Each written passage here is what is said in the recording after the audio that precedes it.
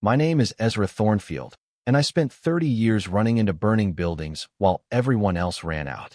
I thought I understood what fire could take from a person until the morning I watched it eat the last thing my wife and I built together. Right now, I'm standing in a field that used to be alive. 3 acres of dark Oregon soil, once covered in 120 heritage apple trees, now reduced to ankle-deep ash that crunches under my boots like broken glass. The air still carries that sickly mix of burned wood and diesel, the smell you never quite wash out of your clothes, the kind that settles in your lungs and in your memory. Across the road, Brighton Crest Estates glows like a brochure. Spotless driveways, surgically trimmed hedges, houses so white they almost hurt your eyes. $5 million modern farmhouses that have never seen dirt under their nails. And at the top of that perfect little hill, right on the corner lot, stands the woman who started all of this, Karen Whitford, president of the Brighton Crest Homeowners Association. 6 months ago, she stood on that same porch in silk pajamas, cradling a fancy latte, watching county crews drop torches at the base of my trees. She smiled at me. Actually smiled. Back then, my orchard burned. Today, her house is a twisted skeleton of rebar and charred concrete, waiting for a demolition crew. Fire doesn't care about status or granite countertops. It only cares about fuel and bad decisions. But if you're going to understand how we got from "she burned my trees" to "I watched the FBI put her in cuffs while her neighborhood went up like a box of matches," we've got to rewind. 15 years earlier, this wasn't a battleground. It was just a worn-out old farm called Renfield Acres, a chunk of real land with black soil that stuck to your boots and under your fingernails. Sarah, my wife, found the listing. I found every reason it was a bad idea. We bought it anyway. Sarah had this crazy idea about saving old apple varieties, the kind nobody sells anymore because they bruise too easily or don't stack pretty on supermarket shelves. She'd stay up at night reading about Gravensteins, Arkansas Blacks, Esopus Spitzenbergs, whispering their names like spells, while I ran numbers on irrigation costs and fence lines. We planted 120 trees by hand. I dug holes until my back screamed. She tamped soil and talked to every sapling like it was a kid heading off to kindergarten. Spring mornings smelled like damp hay and apple blossoms, and for a while the loudest thing we heard was birds arguing in the hedgerow. Then the bulldozers came. Then the developers. Then the HOA. Brighton Crest Estates went up across the street like a time-lapse infection. Wheat field one day, model home the next, then row after row of oversized houses stacked so close they could share secrets through bathroom vents. Their covenants and restrictions came in a binder thicker than a Bible. Minimum mailbox design. Approved flower colors. Trash can exposure times. Didn't matter to me at first. My land predated their subdivision. I was grandfathered in, which is legal talk for "we don't like you, but we can't touch you yet." Then Karen Whitford moved in. Real estate agent. Married to Bradley Whitford, freshly elected to city council. House staged like a magazine spread. Dog that never actually touched grass. Yoga mat that saw more Instagram than sweat. First week, she stopped me at the mailbox.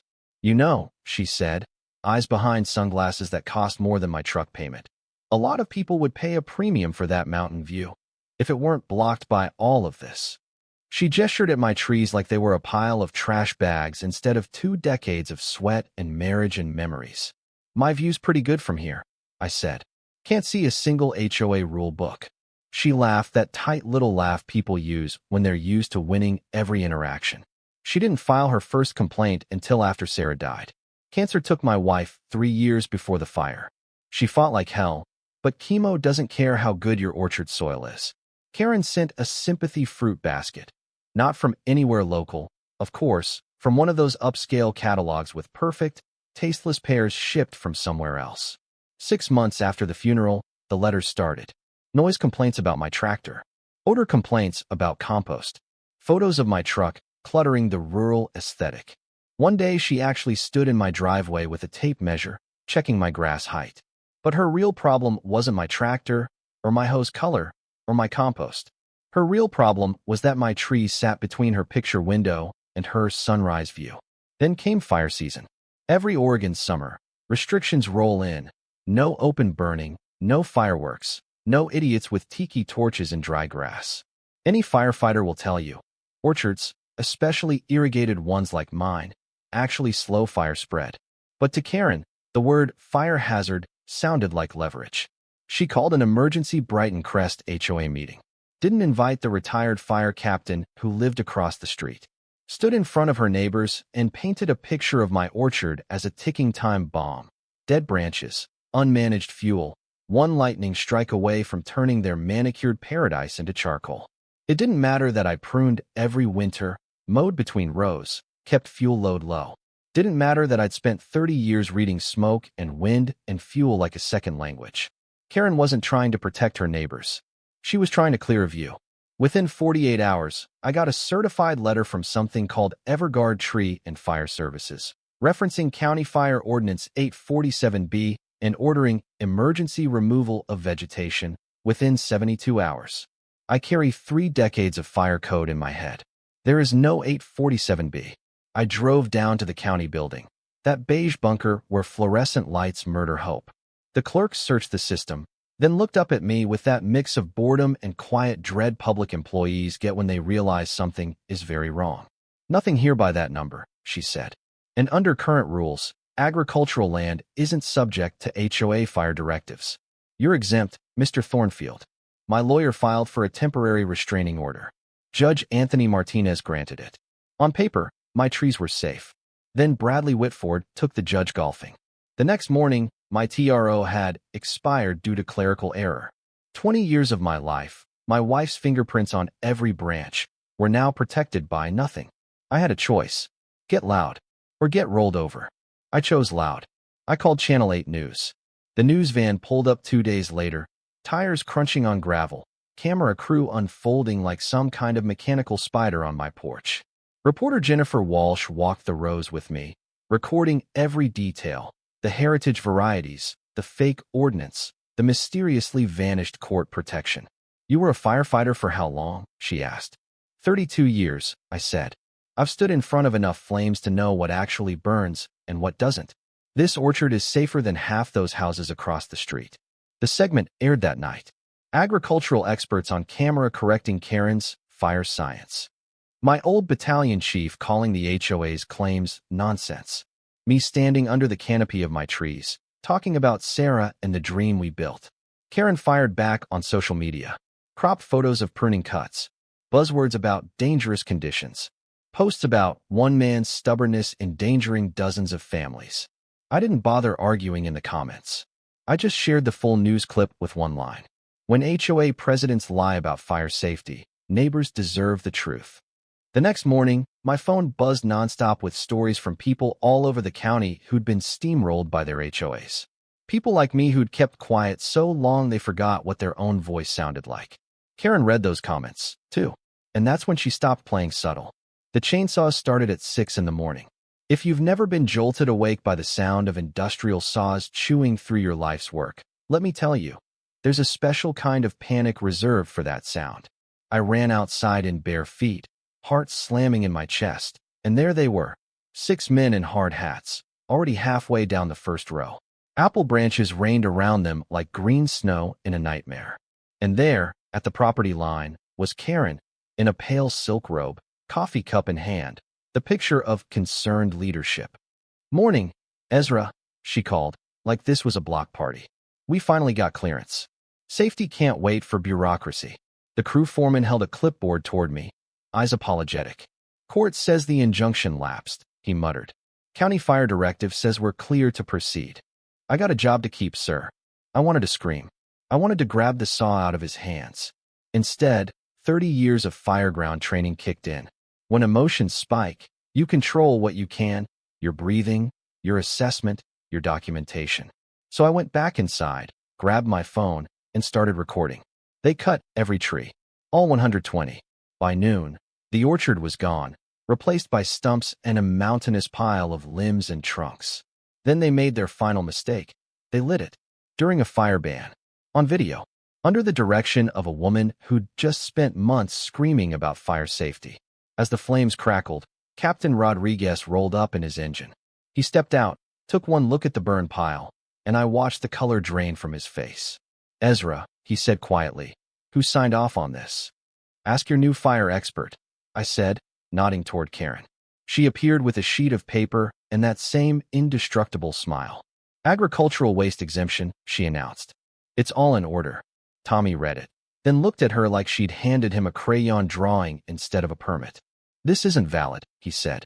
Wrong statute. Wrong category. Wrong everything. This applies to stubble burning in open fields, not live orchard removal next to structures. The burn was illegal. The trees were gone anyway. That night, the silence on my land felt deafening. No leaves moving. No birds nesting. Just smoke, empty rows, and the ghost of my wife walking between the stumps in my head. The next morning, I spent $800 on a survey I couldn't afford. 4 hours later, the surveyor came back with numbers that made my hands shake. Mr. Thornfield, he said, they cut 15 feet past your property line into the city's protected wetlands buffer. 12 trees in the restricted zone. Environmental law is funny. Ignore it, and it quietly stacks penalties until it crushes you. In this case, $50,000 per tree. That's $600,000 in fines before we even talk restoration. Within hours, a second survey crew appeared, pushing stakes around like they were decorating for a yard sale. They claimed measurement adjustments. I checked my trail cameras. They didn't know I had them. The footage showed everything. The original cut line, the encroachment into the buffer, the payoff envelope Karen handed the replacement surveyor. Date stamps, GPS data, audio. I forwarded it all to my lawyer. That's when Maria Santos, my insurance adjuster, called. Mr. Thornfield, I pulled claim records for smoke damage in your area, she said. You're going to want to sit down. Over 8 years, multiple properties in Brighton Crest and 3 other neighborhoods had filed near-identical claims after emergency fire mitigation work performed by companies tied to Bradley Whitford. Every time, something accidentally got damaged. Every time, there was a significant payout. Every time, the same cluster of shell companies handled the work. And every time, the HOA president had been Karen or someone on her little inner circle. They weren't just petty tyrants with clipboards. They were running a quiet, profitable fraud machine under the cover of community safety. When Mrs. Haven showed up at my door with dumplings and a folder she pulled from under her bed, that machine stopped being theory and became proof.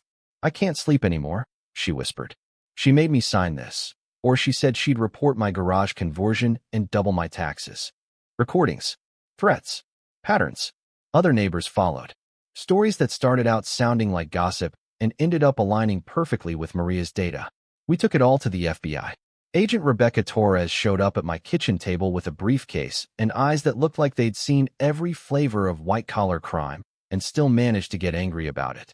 Mr. Thornfield, she said after I walked her through everything, we've been chasing pieces of this ring for 3 years. Your orchard gives us something we didn't have before: environmental violations, retaliation, civil rights angles, and a perfectly documented timeline. If you're willing to help, we can bring all of it down. I looked out at the empty rows.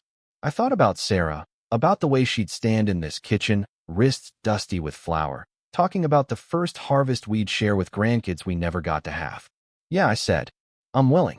My garage became a command center. Whiteboards, evidence timelines, connections between HOA accounts, shell companies, insurance payouts, election donations.